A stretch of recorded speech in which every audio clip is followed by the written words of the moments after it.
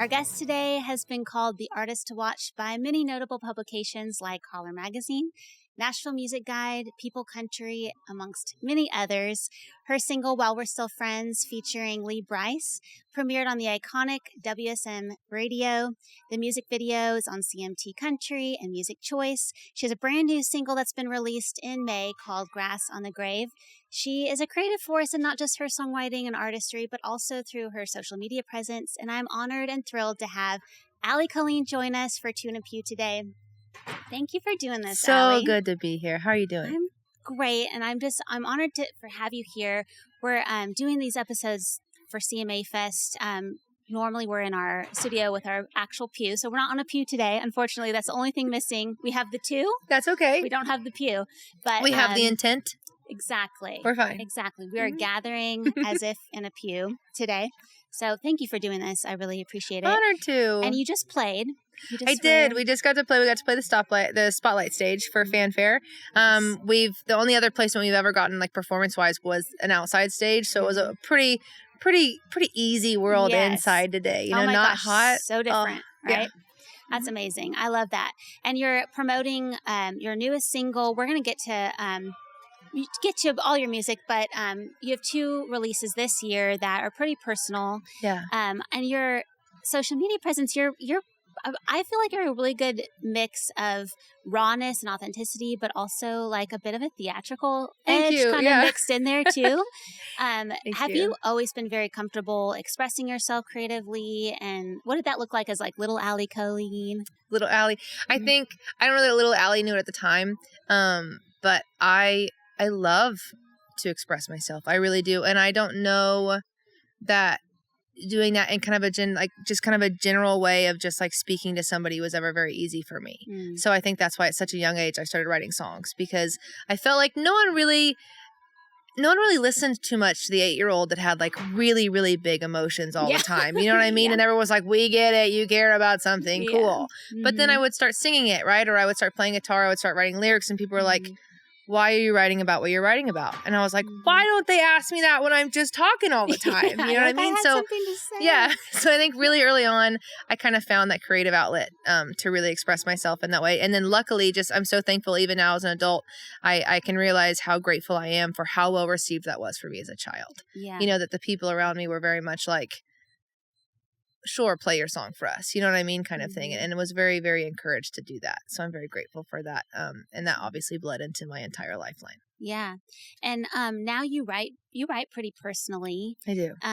Is that comfortable for you just in the writing room? And then do you ever have that nervous feeling of like, well, that's out there now? It's comfortable for me if I'm right. Yeah. You know what I mean? Yeah. But the song that you had mentioned, While We're Still Friends, I mean, that came out of an incredibly personal place for me, and also a place that I considered failure at the time. So that was a really hard place for me to open up to my co-writers and really allow them into my world where I thought I had failed, because I don't do that very well. I don't let anyone know when I fail, and I don't talk about when I fail. And that is not something that I've been very kind to myself about.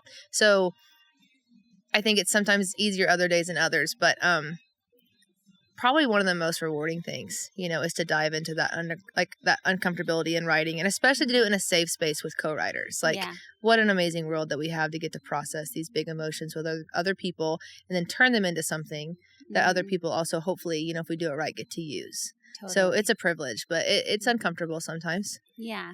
It is such a process, because hashing through everything before you can decide and pick and choose what makes the most sense or what message really stands out that day to put into something, you do hash through all of it and all the little details, whether it's going to fit in or not to the ultimate message or product or whatever you want to call it. But you do have to kind of hash through a pile.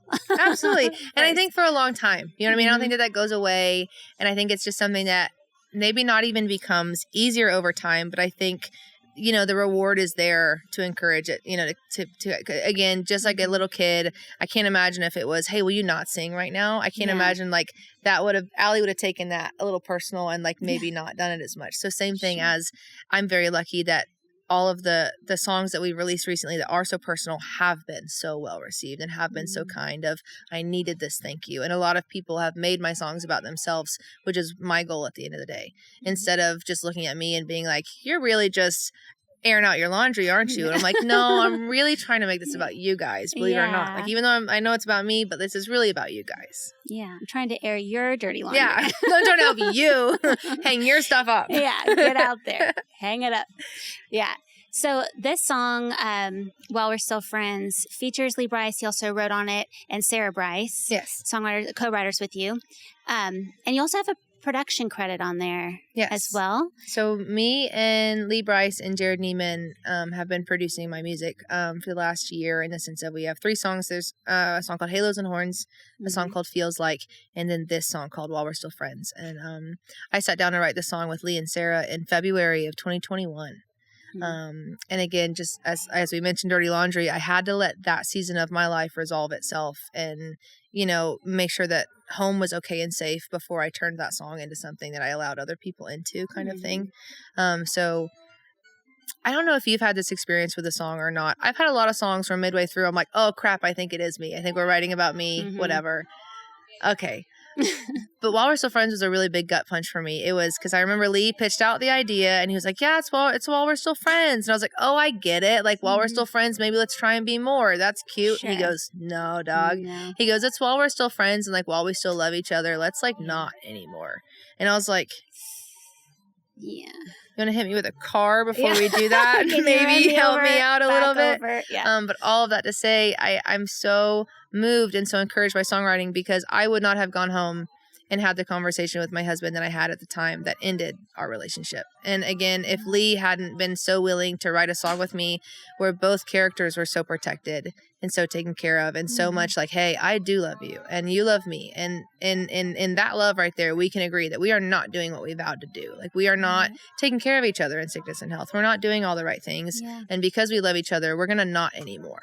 You know what I mean? And so I don't think without that song, I don't know if I'd still be married or not, but I know that, that was such an encouraging thing to take that, and then to take that to people, and to have people who are like, I married my best friend and they're still my best friend, but I don't want them to be my person anymore. I just want them to be my best friend. I didn't realize how much of a narrative it was relatable to, kind of thing. So I'm so grateful for that vulnerability to get to take that into the world, and then to release it in 2023 when, again, that world for me is healed and good and fine, and he's protected and I'm protected. And now we get to let this narrative kind of do its thing. It's just an incredible privilege, to be honest.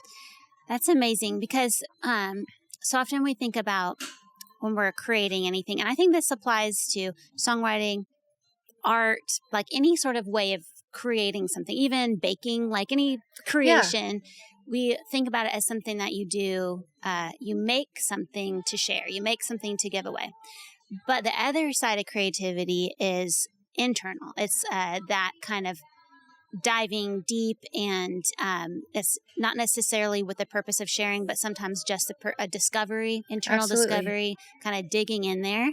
And I love the story, what you just shared, because that's exactly it. That's really like an uncovering, unveiling before it even happened. And so many songs are written after a breakup or after the end of something. I'm anyone that's listening that knows me well, that I lost my husband this last year, so I'm still in that grieving process. And it takes a while to uncover things and being willing to share. But so many things that you share are after the fact. This happened almost before it did.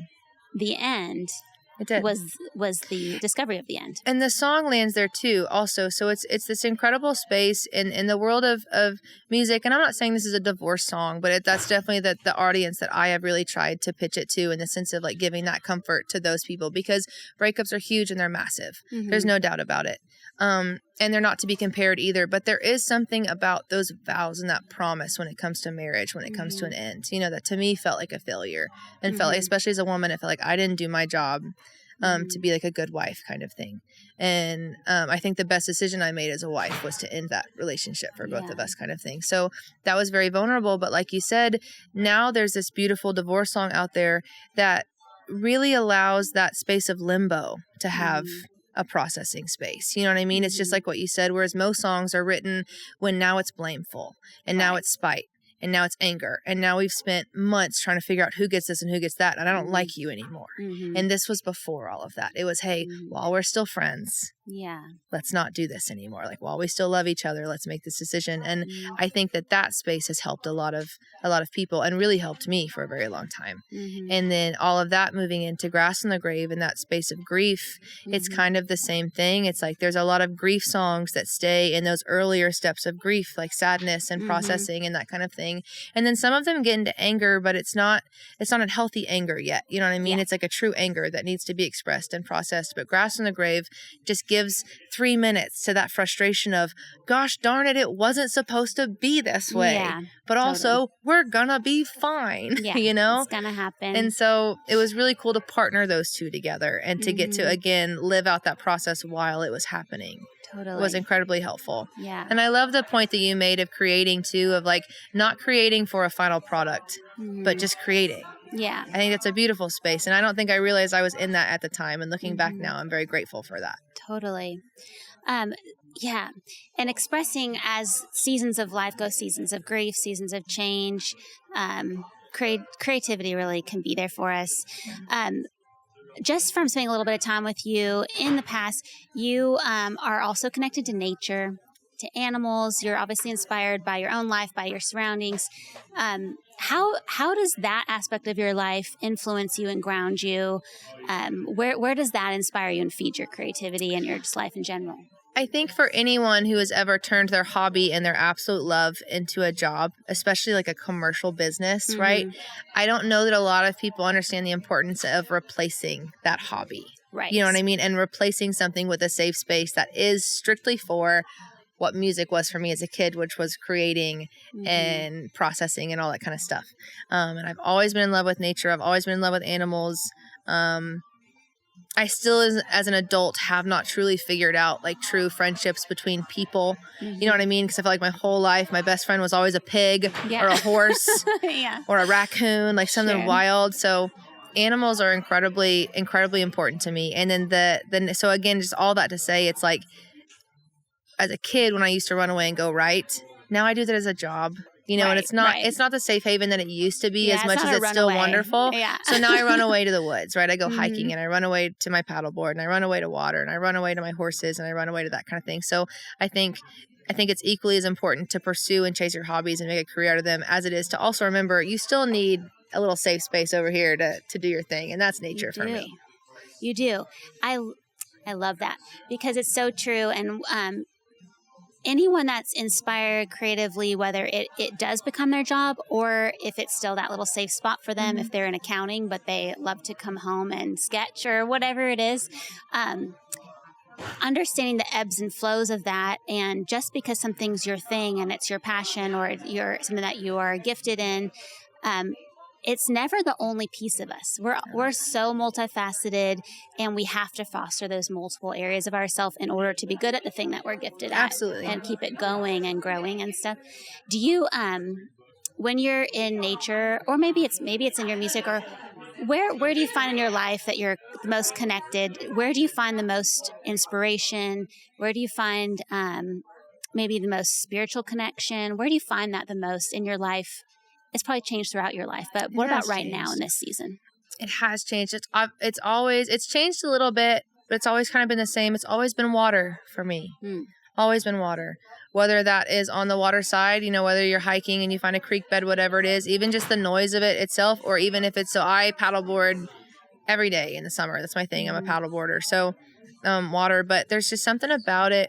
And there's something about that discipline too, when it comes to paddleboarding or hiking, to where it's like you're not sitting stationary in nature overwhelmed by thoughts. You know what I mean? You're being able to, one, discipline your body and be healthy and all that stuff, but two, to really receive from everything around you. Because it's like, when we talk about the world of medicine and we talk about mental health and we talk about all these things, it's like what a 15-minute walk in pine trees can do for you is the same thing. It You know what I is, mean? Almost yes. as medicated for 3 months. You know what I mean? For anxiety and depression. Totally. Like, it's a wild world. So for me, it's always been water and it's always been nature.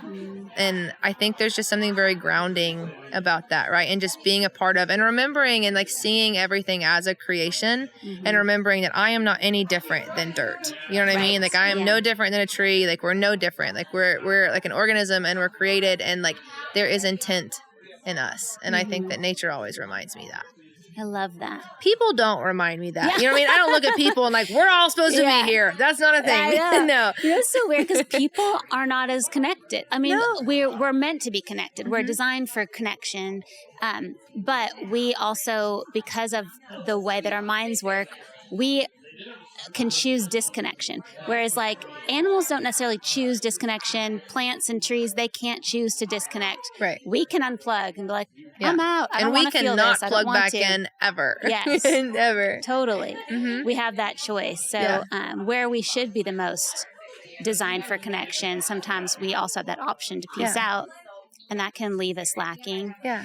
But intentionality is so key. I love that word, and I love that you brought it up in the space of this conversation. It's just so important. Speaking of intentionality, that's a great segue. By the way, if you're listening and or watching, we're in the middle of Midtown right now in CMA Fest. And so if it got a little loud, we're excited that it did, because it is a hustle and bustle in town. It is CMA Fest, you guys. It's got the energy going. It does. I can hear it and feel it. So with intentionality, we mentioned earlier you have production credit on both of these songs this year, and you've been working with it on the production side this whole last year, I think you mentioned. Was that a really natural progression for you to go into that side as well? It's a very natural thing in the sense of like what I can imagine in my brain. I'm still having a really hard time articulating it, right? Which I think is why it's so important for me to have spent the last couple of years being the smallest person in the room. You know what I mean? So when when I go in the room and I'm in the studio with two men that I have been a fan of since I was a child. You know, I had both albums in my car when I was a kid. The Hard to Love album of Lee Brice was one of the first songs I played in my car when I was 16. And then What Do You Want From Me from Jared Neiman had came out around the time. And like, that was what I listened to, and that's what I loved, and that's what I ate up. And so to get to sit in a room with them as creative people and to get to watch them turn my songs into things was incredible. And to get to watch the way that they articulated what something sounded like, or why we made something sound this way or the other kind of way, or this, that, and the other. So I've just been so blessed to be placed into rooms with men and women in this town who are just willing to just be authentically themselves, and I get to sit back and kind of watch and learn. So I wouldn't say that it was natural at first. I've always known what I want. Like, I know what I want, but I'm still very much learning how to like articulate that and like play a role in that. And we just transitioned into the final production process of an EP that I've kind of taken a really large producer role in, as well as the main producer on it is Dave Pahanish, and we've been working just side by side on it. And he's just kind of been like that articulator for me on everything and I got to pick all the musicians, and I got to pick all the parts and all the things, and I really cared about it. But I sat down with Dave with that for days and talked about what I wanted. And then we went in the studio and I got to watch him kind of articulate what that all looked like. So I am learning. I don't know that it's been natural, but it has been incredibly fun. Yeah. A little bit of discipline, but incredibly fun and incredibly encouraging to see it through and to see the project come out and me be like, no, I love this. I'm so glad. And I'm so glad that I wasn't too scared to let somebody else do this, because I don't know if they would have made it sound like I did. And I'm so proud, and it is me. It's a very great reflection of who I am. So I'm very proud of that. But it's something I'm still going to have to work on for probably ever. But yeah, that's so exciting, though. It's really exciting. I feel like acts of in faith and creativity and dreams and seeking and searching, all of that requires like brave steps. Yeah. But that's the most rewarding thing, is when you do step into like, I'm uncomfortable. Maybe that's where I'm supposed to be then. It is. If it's an uncomfortable space, I'm probably called towards that in some sort of a way, which is really cool. Yeah. And even when you're brave and it tanks, right? It absolutely fails. And you're like, dang, we survived it. Like, we're okay. You know what I mean? Like, oh no, we failed. Who cares? Like, let's try again. There's something so beautiful in those moments. And again, like, without bravery, like, I I don't know how you do those things. What is the quote that's going around? I love this world of like media that we have. No, like no one knows where anything came from. We're like, I saw this thing the other day. Any of my friends was like, well, I was reading the other day. I said, were you reading a meme? That doesn't count. Doesn't count. That doesn't count. You were scrolling. Squares. That's not the same thing. But of the one that's like, what bravery isn't the abundance of courage. It's like, it's doing it anyway when you don't have it. Yeah. Or maybe that's what courage is. It's not the lack of fear. It's doing it. Despite being a fear. scared and doing it anyway. Yeah. I think that's the most incredible movement thing ever, because I just kept seeing people around me being like, dang, why aren't you scared to do that? Yeah. And I wish so badly they would have looked at me and been like, dog, I am. Yeah. Exactly. Watch me do it. And I'm like, scared. oh, cool. Okay. Yeah, so I just, at one point, I just stopped waiting to not be scared. Yeah. I love that. And it's still scary. Yeah. It's so scary. Yeah. Scary. Yeah. It can be exciting though and invigorating, and that's and it can get results. You know, it really can if you're willing to take that step. I mentioned your social media earlier.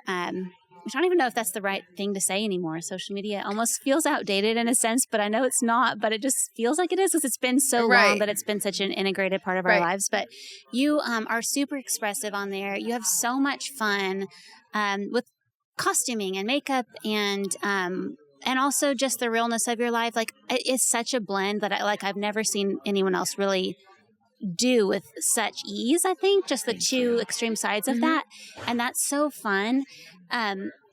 Is that intentional for you? Is that just was harnessing that intentional for you? Because everything takes time, but was that intentional, or was it accidental? Like how did that? It was intentional to make it something that was doable for me long term. So when we look at the world of content and we look at the world of what to give people and we look at artistry, right? Like, I don't understand why people want to know what I'm eating for breakfast, right? And that almost seems like a line for me. I'm like, ugh. What did you have for breakfast? Right? I didn't, believe it or not. I still haven't yet. Yeah. But, so the way that I thought about it, and I tell all my friends this, and I hope that it's helpful. It has been so helpful for me. I think it's a really cool thought. Maybe it's not. But for me, I would find myself really enjoying myself, right? Like having a wonderful day and instantly thought, we need to be filming this. Like, we need to capture this for people. And that was when I started to get exhausted. And that was when I started to feel like a chew toy. And I started to get pulled apart. And I started to be like, I'm letting people into parts of my life that I'm not ready to let people know. Like, I'm navigating this for the first time. I'm not ready to let you into it or give me your opinion on it. You know what I mean? Or anything. And I was trying to figure out, okay, so how do we know what's content and what isn't? Because I want to give them more of just my music, because my music isn't my whole life. And so if I have to make content constantly that's just music, that's going to be exhausting for me. So I thought about myself as like, when you buy a Barbie doll, right, or an action figure or something, it usually comes with like 3 little appliances or something. Yeah. So I thought, okay, cool. Like, you sell Allie as a doll. What is she going to come with? You know, like, she's going to come with a guitar or a microphone, like one or the other. She's probably going to come with like a little jack-o'-lantern, you know what I mean? Kind of thing. Yeah. And then she's probably going to come with like a horse bridle or something, or a lead rope, or like something to do with my horses. Totally. And so I thought, okay, that's what they get. Like, they can have my music, and we can do cosplays together, and we can do horses. Yeah. Everything else, you guys don't get to know that about me. And like, I do not have to feel obligated to film that side of my life or my whatever.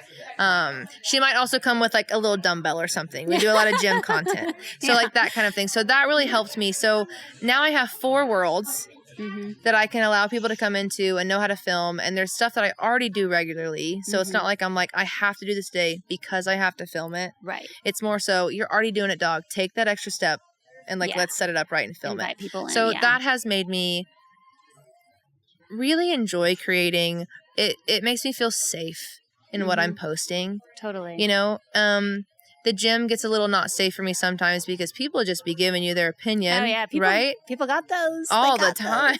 Yeah. So that one I kind of navigate differently, and I use it more to inspire a very specific group of women who are really encouraged by my gym post, opposed to being some kind of content gym person. That's not what I'm going to do. But that has been really helpful for me. So it wasn't natural at first, but I don't know how we go the rest of our lives without it. You know, I hear about artists like Ed Sheeran who has a flip phone who like doesn't, I don't know if it's true or not, right? But apparently he doesn't run any of his stuff. Yeah. So I'm like, well, that's the new goal, right? Is to get to that level to where it's not me anymore doing it. Flip phone status. But I also know that there will be a time in my career where I don't get to see my DMs, right? And I don't get to respond to all the amazing men and women who are sending me really kind things every day.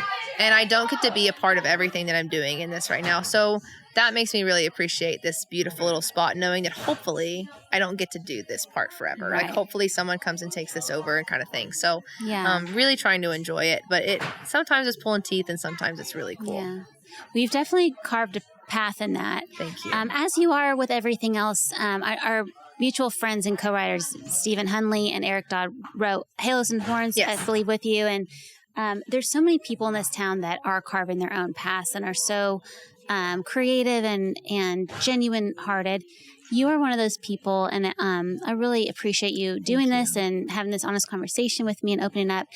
Definitely, we want people to check out Allie's music everywhere. It's all over the place. This year is definitely a really fun one to, if you don't listen to her yet, to start listening. If you're already a fan, I'm sure you're already thrilled with these new songs that have come out this year, and there's much more coming. Sounds like there's an EP coming. When can we expect that?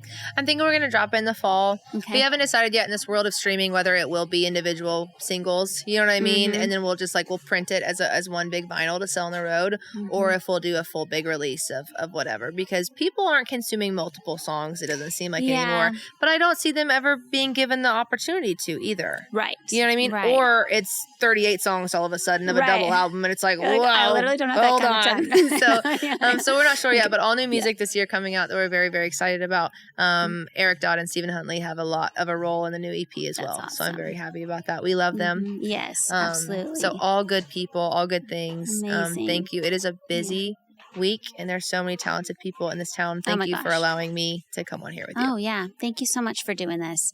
Definitely go check out Allie on her website, on all the different things. We'll have links below to all of that, and make sure to check us out for the next episode of Two in a Pew. Follow us on Instagram at Two in a Pew, now TikTok, and also all the other things. So come find Two in a Pew wherever you are. And thank you again, Allie. So appreciate you.